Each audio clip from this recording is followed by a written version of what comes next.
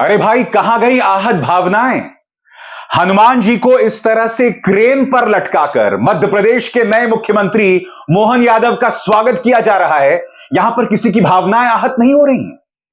प्रधानमंत्री नरेंद्र मोदी को भगवान विष्णु का अवतार बताया जा रहा है। यहां पर किसी की भावनाएं आहत नहीं हो रही हैं। आज न्यूज चक्र में हम न सिर्फ आहत भावनाओं की शर्तों की बात करेंगे दोस्तों, साथ ही इस बात की भी चर्चा करेंगे कि भाजपा के एक युवा नेता के हाथों उसकी गर्लफ्रेंड प्रिया सिंह को जिस तरह से कुचला गया, क्या उसे इंसाफ मिलेगा। मगर सबसे पहले दोस्तों, बात आहत भावनाओं की। ये भावनाएं जो होती है ना दोस्तों, शर्तों पर आहत होती हैं। कुछ पॉलिटिकल पार्टीज हमारी धार्मिक मान्यताओं का अपमान कर सकते हैं, उसे कुचल सकते हैं, उसका मजाक उड़ा सकते हैं। वीडियो देखिएगा दोस्तों। ये देखिए किस तरह से भगवान हनुमान को क्रेन पर लटका दिया गया है और किस तरह से उनको लाया जा रहा है। लोग जो है नारेबाजी कर रहे हैं यहां पर। यह मंजर क्या है समझिए। मध्य प्रदेश के नए मुख्यमंत्री मोहन यादव का स्वागत किया जा रहा है और भगवान हनुमान को किस तरह से क्रेन पर लटकाकर लाया जाता है और खुद जो एक ओपन एयर व्हीकल में, ओपन एयर वाहन में खड़े हैं मोहन यादव, उन्हें वो माला पहनाते हैं। माला पहनाते हैं और उसके बाद जो है वो हनुमान की तरह अपनी भुजाओं को वहां मौजूद जनता को दिखाते हैं। इसमें कई दिक्कतें हैं दोस्तों। सबसे पहली बात, आपने हमारे आराध्य हनुमान देव को क्रेन से लटकाया। अब कल्पना कीजिए यही कांग्रेस पार्टी ने किया होता, समाजवादी पार्टी ने किया होता, तृणमूल कांग्रेस ने या अरविंद केजरीवाल की आम आदमी पार्टी ने किया होता। आप कल्पना कर सकते हैं कि भारतीय जनता पार्टी अपने प्रचार तंत्र, अपने मीडिया के गुर्गों के जरिए कितना बड़ा प्रोपेगेंडा चलाते। मैं फिर आपसे पूछना चाहता हूं, क्या इस तरह से क्रेन पर हनुमान जी को लटकाया जा सकता है? हनुमान जी को लेकर तो भावनाएं आहत हो ही रही हैं। मुद्दा यह है कि अपने आप में कितना खतरनाक है। जिस व्यक्ति को आपने हनुमान बनाया, अगर वो किसी तरह से रस्सी टूट जाती और नीचे जो लोग खड़े हैं उन्हें तो चोट लगती ही, जो व्यक्ति हनुमान बना है उसकी जान पर बनाती। मगर सिर्फ इसलिए कि आपको एक मुख्यमंत्री का स्वागत करना है, आप इस तरह की हरकतें कर रहे हैं। यहां पर भावनाएं आहत नहीं हो रही हैं। यहां पर भावनाएं आहत होती हैं मगर शर्तों के साथ। जी हां, अगर आज हम आपके सामने न्याय की बातें करें और अगर उस न्याय के आड़े धार्मिक भावनाएं आ रही हैं, तो मैं आपकी धार्मिक भावनाएं आहत कर रहा हूं। मगर हां, मैं न्याय की बात नहीं कर सकता। मगर यहां पर आप देख सकते हैं किस तरह से धज्जियां उड़ाई जा रही हैं। यह अपने आप में बहुत शॉकिंग है, गैर जिम्मेदाराना है, नैतिकता के आधार पर, धार्मिक आधार पर, और सबसे बड़ी बात, जो व्यक्ति इसे बढ़ावा दे रहा है वो एक संवैधानिक पद पर बैठा व्यक्ति है, यानी कि मध्य प्रदेश का मुख्यमंत्री। मगर इस तरह की हरकतें की जा रही हैं। मैं फिर पूछ रहा हूं, क्या यहां पर किसी की भावनाएं आहत हो रही हैं या नहीं हो रही हैं? यह तो नजारा है दोस्तों आपके सामने। एक और नजारा दिखाता हूं मैं आपको। यह चंपत राय, राम मंदिर से जुड़े हुए चंपत राय, इन्होंने प्रधानमंत्री नरेंद्र मोदी को विष्णु का अवतार बता दिया। उनसे पूछा गया था कि भाई, क्या प्रधानमंत्री 22 जनवरी को जब राम मंदिर का उद्घाटन होगा, क्या वो यजमान रहेंगे? तो इसके जवाब में उन्होंने कहा, नहीं, यजमान को तो 8-9 दिन बैठना पड़ता है, प्रधानमंत्री तो विष्णु के अवतार हैं। वैसे तो पत्रकार भी पूछ सकता था यह बात, और मुझे हैरत नहीं होती अगर पत्रकार यह कहता कि क्या प्रधानमंत्री भगवान विष्णु का अवतार हैं। पूछ सकते हैं, मीडिया तो कुछ भी कह सकता है ना। यहां पर उन्होंने क्या कहा, आप सुनिए, फिर मैं उसकी चर्चा करता हूं। सुनते हैं। प्रधानमंत्री इस देश के भगवान विष्णु का अवतार है। हिंदुस्तान में भारतीय परंपरा में राजा विष्णु का अवतार है। याद कीजिए दोस्तों, भारतीय जनता पार्टी का क्या नारा है? जो भगवान राम को लाए थे हम उनको लाएंगे। याद कीजिए वो पोस्टर जिसमें प्रधानमंत्री नरेंद्र मोदी रामलला का हाथ पकड़ते हुए उन्हें मंदिर की तरफ ले जा रहे हैं। याद कीजिए बनारस के अंदर जो नारे हम गंगा को लेकर या भगवान शिव को लेकर लगाया करते थे, अब उन्हीं नारों का इस्तेमाल प्रधानमंत्री के लिए हो रहा है। इसके पीछे की राजनीति को समझिए दोस्तों। प्रधानमंत्री को ईश्वर तुल्य भगवान के समान पेश किया जा रहा है। क्यों? ताकि आप जनता सवाल ना कर सके। जब अभिसार शर्मा जैसे पत्रकार सवाल करें तो उन्हें देशद्रोही बताया जाए, क्योंकि अब चुनाव आने वाले हैं, 2-3 महीने का वक्त रह गया है। राहुल गांधी फिर से भारत जोड़ो यात्रा कर रहे हैं, मगर यहां पर प्रधानमंत्री और भारतीय जनता पार्टी उनसे कई मील आगे हैं। प्रधानमंत्री को तो भगवान बना दिया गया है, यहां पर फिर किसी की भावनाएं आहत नहीं हो रही हैं। यह अपने आप में शॉकिंग है दोस्तों कि 2023 के भारत में वो चीजें हो रही हैं जो एक जमाने में तब हुआ करती थी जब देश में राजा महाराजा हुआ करते थे। प्रधानमंत्री तो अपने आप को प्रधान सेवक कहते हैं ना, तो ये राजा महाराजाओं वाली अदा क्यों? और यह मुद्दा सिर्फ किसी चंपत राय का नहीं है। याद कीजिए, संसदीय कार्य मंत्री प्रहलाद जोशी ने क्या कहा था जब नई संसद का उद्घाटन हुआ था। प्रधानमंत्री संगोल के सामने साष्टांग हो रहे थे, सिर झुका रहे थे, तब प्रहलाद जोशी ने कहा था कि किस तरह से संगोल के सामने एक राजा जो है वो सिर झुका रहा है।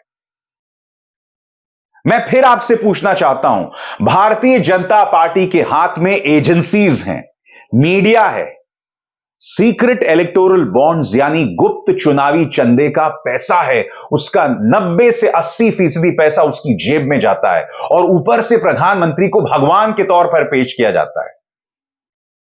कोई मुकाबला हो सकता है क्या विपक्ष और बीजेपी में? भारतीय जनता पार्टी इस रेस में विपक्ष के मुकाबले कई किलोमीटर आगे से इस रेस की शुरुआत कर रही है। तो विपक्ष का तो कोई मुकाबला ही नहीं है, कोई मौजूदगी ही नहीं है इस रेस में। मैं आपको एक और चीज दिखाता हूं दोस्तों। यह अमित मालवीय है, भाजपा के प्रचार तंत्र का मुखिया, कई बार झूठ बोलते हुए पकड़ा गया है। यह वो व्यक्ति है जिस पर ट्विटर ने इसके ट्वीट के नीचे लगाया था कि यह भ्रामक है। इसमें और एक पत्रकार में क्या फर्क है? इसकी नौकरी कई मायने में खतरे में है, क्योंकि इससे बेहतर चाटुकारिता जो है पत्रकार कर रहे हैं प्रधानमंत्री की।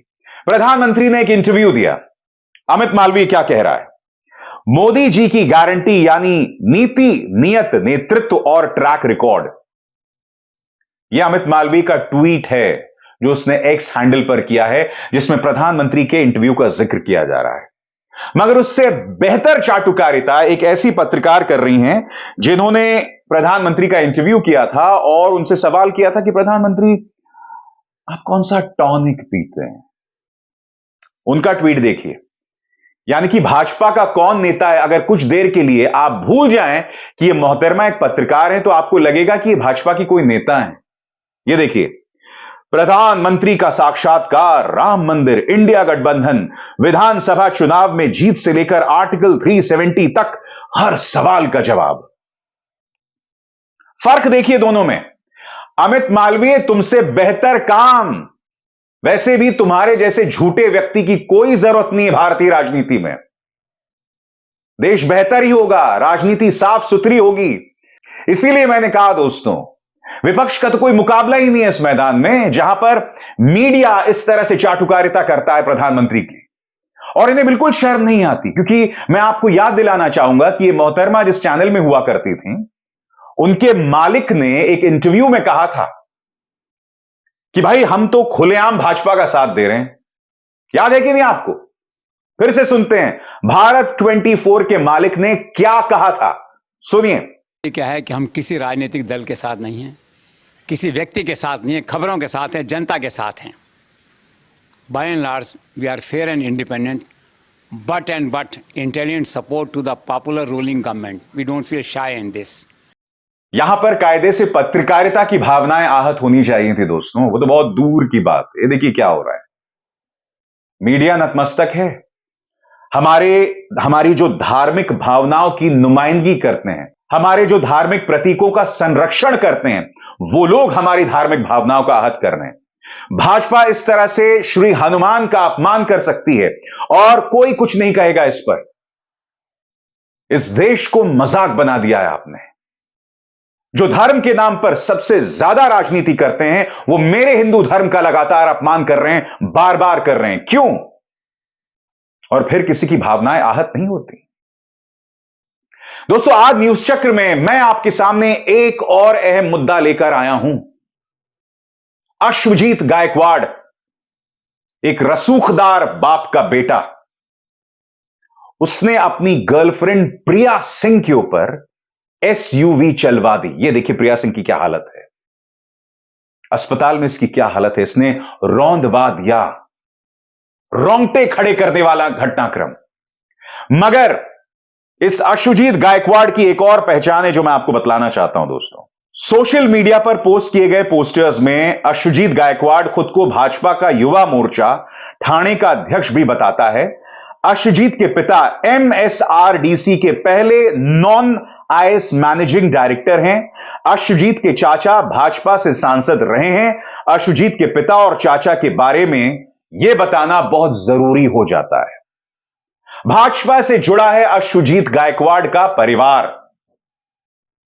प्रिया सिंह को रौंद दिया इसने। दोस्तों, इस आदमी को ताकत का कितना घमंड है। इसे डर नहीं है कि मैं इतनी बड़ी घटना को अंजाम दे रहा हूं, मुझ पर कार्रवाई भी हो सकती है। आज मैं आपको बतलाना चाहता हूं मीडिया ने इसे किस तरह से कवर किया। आप देखिएगा, सभी न्यूज चैनल्स में इसका जिक्र है, मगर मजाल है कि कहीं पर भी भाजपा शब्द का जिक्र किया गया हो, क्योंकि खुद को भाजपा का युवा नेता बताता है, मगर इस बात का जिक्र नहीं है।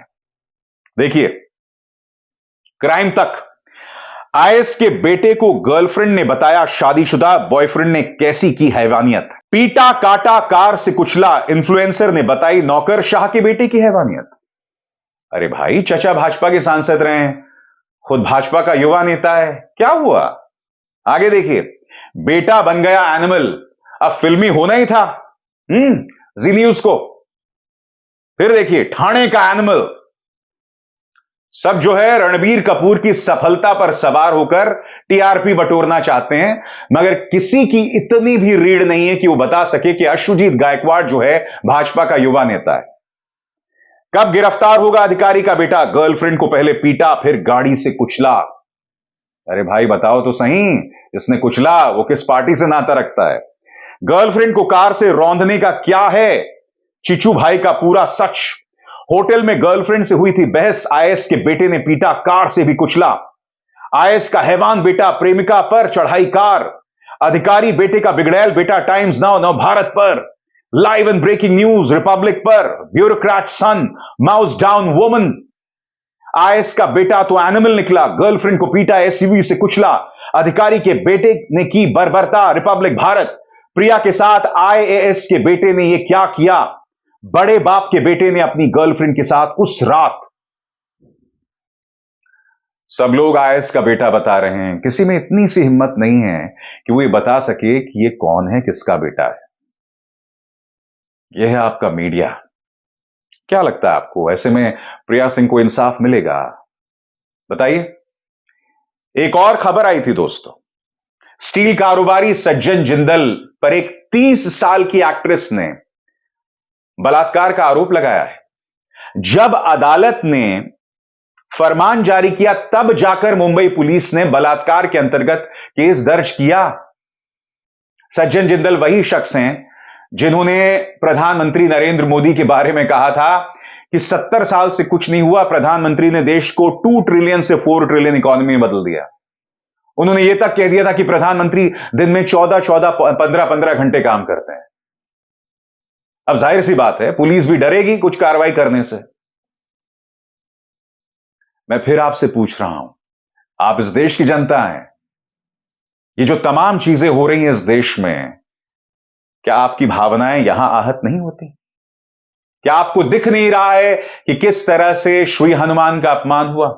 क्या आपको दिख नहीं रहा है कि प्रधानमंत्री को विष्णु का अवतार बताया जाता है? वो प्रधानमंत्री जो अन्य महिला राजनेताओं के बारे में आपत्तिजनक बात करते हैं। 50 करोड़ की गर्लफ्रेंड, जर्सी काऊ, कांग्रेस की विधवा, दे दे ओ दे दे। आपने कभी भगवान विष्णु को इस तरह से किसी विवादास्पद भूमिका में देखा है? बताइए बताइए। सवालों के जवाब तक तो प्रधानमंत्री नहीं देते हैं। क्या इसीलिए उन्हें भगवान बना दिया जाए? अरे भगवान से भी हम लोग शिकायत करते हैं जब हमारी कोई चीज जिंदगी में ठीक नहीं चल रही होती है। हम कहते हैं ना, हम भगवान को भी ताना देते हैं। यहां तो आप प्रधानमंत्री को ताना नहीं दे सकते, वरना यूएपीए के अंतर्गत जेल में बंद कर दिया जाता है। और जो पत्रकार सवाल पूछने की हिम्मत करते हैं उन्हें बदनाम किया जाता है, उन्हें एंटी नेशनल, एंटी हिंदू बताकर। उन पर इनकम टैक्स के फर्जी केसेस चलाए जाते हैं। ईडी उन्हें अपने दफ्तर बुलाती है, एंटी टेरर सेल उनके घरों में घुस जाती है, उनके परिवार की परवाह किए बगैर। यह देश है मेरा, यह हो रहा है भारत में, मगर इस मंच पर हम सवाल उठाते रहेंगे। अभिसार शर्मा को दीजिए इजाजत। नमस्कार। स्वतंत्र और आजाद पत्रकारिता का समर्थन कीजिए, सच में मेरा साथी बनिए। बहुत आसान है दोस्तों, इस ज्वाइन बटन को दबाइए और आपके सामने आएंगे ये 3 विकल्प, इनमें से एक चुनिए और सच के इस सफर में मेरा साथी बनिए।